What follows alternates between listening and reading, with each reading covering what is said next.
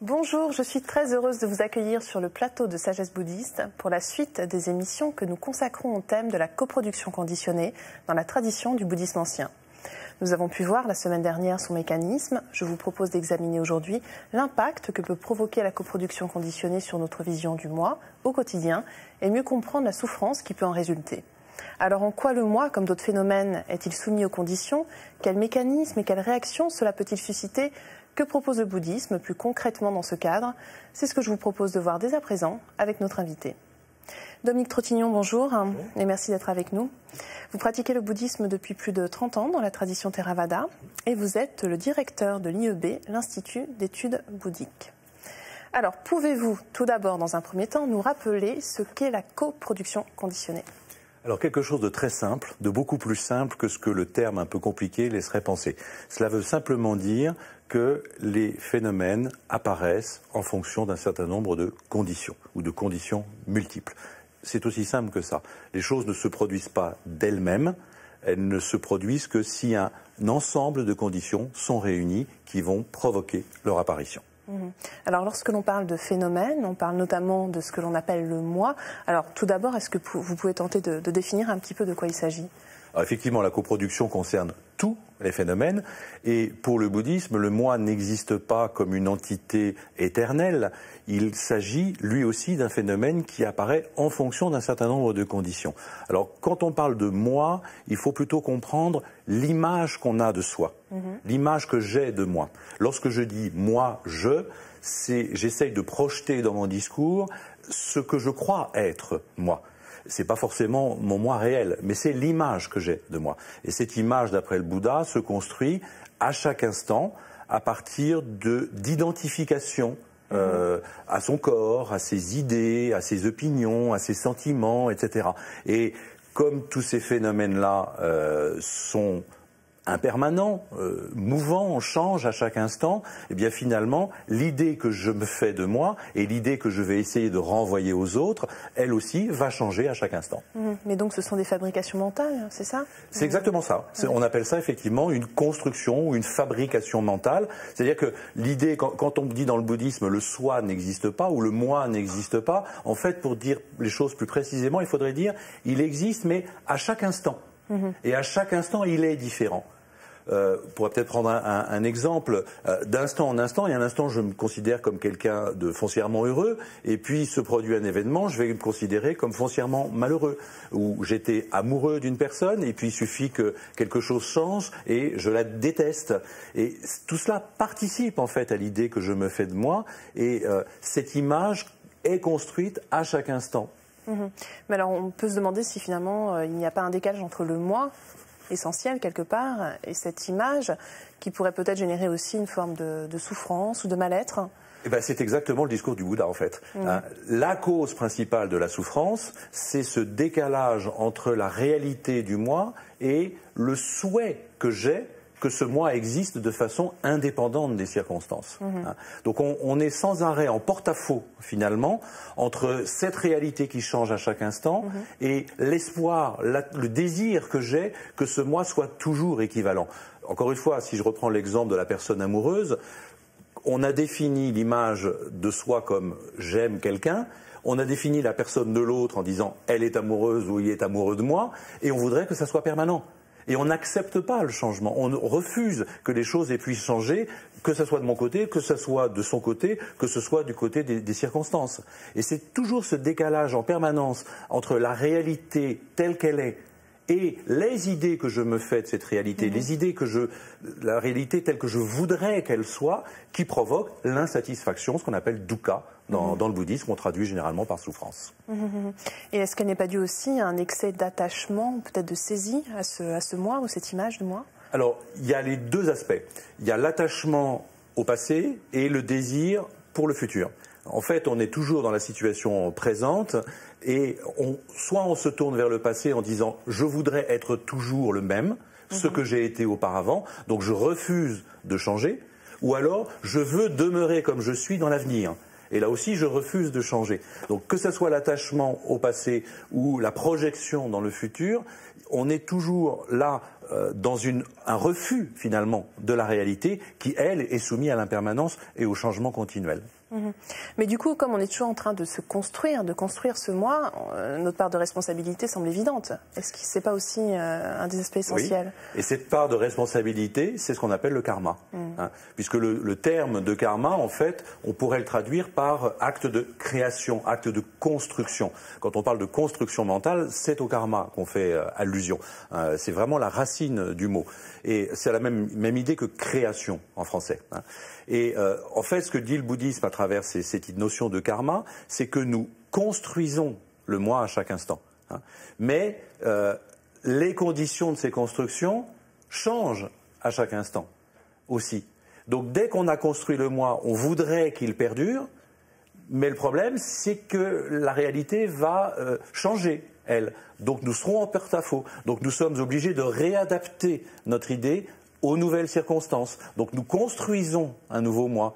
Et puis à nouveau, les conditions vont changer. Donc on va se sentir en porte-à-faux. Donc on va reconstruire. Et c'est ce processus de reconstruction qu'on appelle le processus de renaissance. En fait, on donne naissance à chaque instant à un moi qu'on voudrait permanent, mais on est obligé, même inconsciemment, de le reconstruire. Et ce moi qu'on voudrait permanent se retrouve l'instant d'après en porte-à-faux avec la réalité. En fait, si on voulait être en accord avec son moi, il faudrait accepter de le construire à chaque instant, que le moi précédent a disparu et que le suivant sera différent de ce qu'il a été auparavant. En fait, il faut accepter ce changement. Et un mois, ça n'existe pas. On a un mois par instant, en fait. Et il y a une expression dans l'enseignement bouddhique, notamment dans l'enseignement qu'on transmet en Chine, où le Bouddha interroge des moines en leur disant « Combien de temps vit-on » Le premier moine répond « On vit entre la naissance et la mort ». Le Bouddha dit « Non, t'as rien compris ». Le deuxième dit on vit le temps d'un repas, le temps qu'on s'alimente, qu'on permette de perdurer. Alors le Bouddha dit c'est déjà un petit peu mieux, mais c'est pas tout à fait juste. Puis le troisième moine interrogé dit non, on vit à chaque inspire et à chaque expire. Et le Bouddha lui dit c'est bon, tu as compris. En fait, voilà, c'est ça. Notre moi ne dure pas plus longtemps qu'un inspire et un expire. Mais finalement, est-ce que le problème, ce n'est pas un manque de flexibilité ou de fluidité? En vous écoutant, c'est un peu ce qu'on ressent, non? On peut voir ça effectivement comme un manque de flexibilité, c'est un manque d'acceptation du changement. Hein. C'est le décalage, encore une fois, entre ce que l'on voudrait que les choses soient et ce qu'elles sont en réalité. Et alors, en quoi le fait d'appréhender cette coproduction conditionnée, de la comprendre, peut influer sur notre pratique du bouddhisme? Est-ce que ça ne peut pas nous aider, justement? Je dirais même que l'essentiel de la pratique bouddhique, c'est d'appliquer à notre façon de voir le monde et de nous voir nous-mêmes ce principe de coproduction conditionnée. C'est-à-dire dans notre relation à nous-mêmes, dans la relation qu'on a aux autres, dans la relation qu'on a au monde, accepter qu'à chaque instant, ce monde change. Parce que justement, tous ces phénomènes qui font le monde ou qui font les autres ou qui me font moi-même sont conditionnés à chaque instant de façon différente. Alors, pour reprendre l'exemple de la personne amoureuse, d'une rencontre à l'autre, admettre qu'on ne va pas connaître le même sentiment que la fois précédente. La personne qui va se retrouver en face de nous a changé. Nous-mêmes, on a changé. Donc, l'amour qui peut s'exprimer ne s'exprimera pas de la même façon. Peut-être qu'il n'y aura pas les conditions pour qu'il s'exprime, mais ça ne veut pas dire que la fois suivante, il ne s'exprimera pas, mais il sera d'une autre manière. Donc c'est cette aptitude, en fait, à être toujours dans une certaine innocence vis-à-vis de ce qui va se produire, en se disant tout ce que je pense des choses ne rendent pas compte de ce qu'elles sont en réalité. Et en quoi la pratique de la méditation, par exemple, peut nous y aider ? La pratique de la méditation nous permet en fait de prendre conscience de ce processus de crispation. On voit dans la méditation, si on observe correctement ce qui se produit dans l'esprit, comment un phénomène justement se produit en fonction des conditions et comment l'esprit d'un seul coup se met à bavarder sur lui. à créer justement une image. Et puis c'est à partir de cette image-là qu'il va réagir en disant « Ah bah j'aime bien, je voudrais que ça continue ». Donc c'est la saisie finalement qui se produit. C'est ça, c'est ce qu'on appelle la saisie, c'est ce qu'on appelle la construction mentale aussi, ou de façon plus générale le bavardage mental. Hein. C'est tout ce qu'on va rajouter sur la réalité. Et la méditation, le fait de se focaliser sur l'esprit et de calmer l'esprit, permet de voir ce processus à l'œuvre. Et donc à partir du moment où on le voit, on en est moins la dupe. Dominique Trottignon, est-ce que l'un des problèmes, ce n'est pas aussi finalement qu'on a du mal, qu'on éprouve des difficultés à voir l'ensemble de toutes ces conditions? Alors effectivement, un des points sur lequel le Bouddha insiste, et tel que c'est rapporté dans les textes les plus anciens, c'est sur cette idée de conditions multiples qu'on est incapable de voir dans leur multiplicité, mais au moins de savoir qu'elles sont multiples pour ne pas en rester focalisé sur l'idée de loi de cause à effet, une cause, un effet. Non, non, il y a toujours des conditions. Et parmi ces conditions multiples, celle qui est très importante, c'est celle qui dépendent de nous. Alors précisons effectivement que cela est vraiment propre au bouddhisme Theravada et que ce n'est pas la même chose que l'on retrouve dans le bouddhisme tibétain ou dans d'autres traditions du bouddhisme. Alors effectivement, il y a un accent particulier dans les textes anciens, qui sont ceux de l'école Theravada, pour cette présentation de conditions multiples ou de conditions immédiates. Alors pour conclure, j'aimerais juste que l'on revienne un instant sur ce terme de coproduction conditionnée, parce qu'on parle aussi de conditionnement, mais aussi de coproduction conditionnelle, je crois. Est-ce qu'il y a une différence fondamentale entre ces trois termes ? Alors, il n'y a pas une grosse différence. On va insister sur un point du terme original, si vous voulez. Coproduction conditionnée ou conditionnelle. Le conditionnel montre que les conditions ne sont pas toujours réunies et qu'elles-mêmes sont conditionnées. Hein. C'est ça qui est le plus important. Quand on emploie coproduction conditionnée, on a l'impression que c'est la production qui est conditionnée. Quand on dit conditionnel, c'est non seulement la production, mais la réunion des conditions qui elle-même est conditionnée.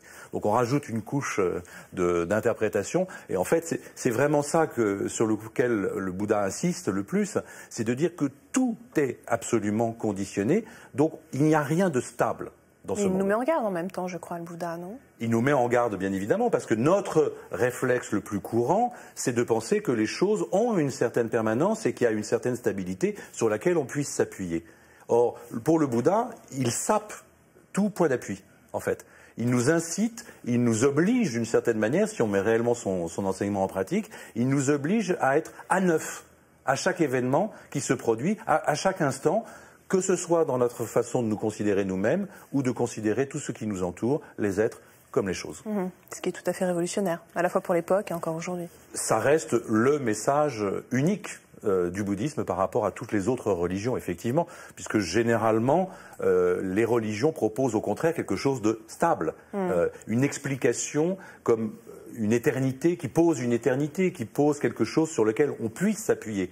Une philosophe française qui étudiait le bouddhisme, Liliane Silburn, disait que justement la particularité du bouddhisme, c'était pas de trouver une solution à la mort, mais de dire, vous mourrez à chaque instant, et tant que vous ne l'aurez pas accepté, que vous ne l'aurez pas vécu, tant que vous chercherez une solution, vous serez toujours dans la souffrance. Donc on n'est pas dans une résolution du problème, on est dans la confrontation au problème même, parce que c'est ce refus du problème qui fait que nous souffrons. Très bien. Je vous remercie, Dominique Trottignon. Pour clore ces deux émissions consacrées à la coproduction conditionnée et pour aller plus loin, voici quelques ouvrages. Tout d'abord, Le Grand Livre du Bouddhisme d'Alain Groret, publié chez Albin Michel. La Voix du Bouddha d'André Barraud, éditions Quiron Philippe Lebeau. Un livre qui recense les écrits fondamentaux du bouddhisme antique, choisis dans les Sutras Pitaka et les Vinaya Pitaka, les sources les plus anciennes et les plus sûres pour connaître ce que fut la vie du Bouddha et son enseignement. Et enfin, La Parole du Bouddha, par Jnana Tiloka, publié par la Librairie d'Amérique et d'Orient, une explication détaillée de la doctrine du Bouddha. C'est la fin de notre émission. Vous pouvez la revoir pendant toute une semaine sur le site internet de France 2 en consultant plus.fr, rubrique France 2. Merci à tous de nous avoir suivis. Je vous souhaite un très, très beau dimanche.